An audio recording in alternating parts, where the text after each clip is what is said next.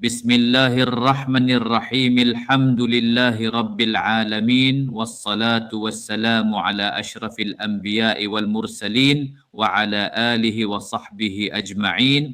Ya Allah, Tuhan yang maha kaya dan maha pemurah, yang menggenggam segala khazanah langit dan bumi. Engkaulah yang memberi tanpa mengira. Engkaulah yang menahan penuh hikmah dan cinta. Aku hamba-Mu yang hina lagi dhaif, datang bersujud dan merendah diri memohon rahmat-Mu. Ya Allah, bukakanlah kepadaku pintu-pintu rezekimu, limpahkanlah kepadaku kekayaan yang Engkau redai, yang mendekatkan aku kepadamu, bukan yang melalaikan aku dari mengingatimu. Ya Allah, jadikanlah kekayaan ini sebagai alat untuk aku berbakti, membantu keluarga, memberi kepada yang memerlukan, menegakkan agamamu dan membina akhiratku. Jauhkanlah aku dari sifat tamak, ujub dan riak. Lindungilah aku dari rezeki yang menjadi istidraj. Ya Allah, cukupkanlah aku dengan yang halal, jauhkanlah aku dari yang haram, dan kayakanlah aku dengan ridha-Mu, bukan semata-mata harta benda.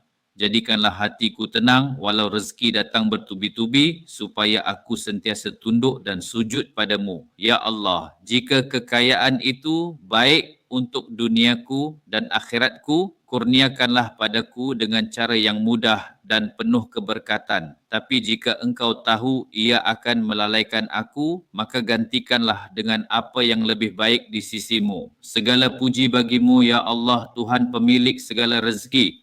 Dengan nama-Mu aku berharap, kepadamu aku berserah. Kabulkanlah doaku ini dengan rahmat dan kasih sayang-Mu. Rabbana taqabbal minna innaka antas sami'ul alim wa tub alaina innaka antat tawwabur rahim. Rabbana atina fid dunya hasanatan wa fil akhirati hasanatan wa qina adzaban nar. Wa sallallahu ala sayyidina Muhammadin wa ala alihi wa sahbihi ajma'in. Walhamdulillahi rabbil alamin.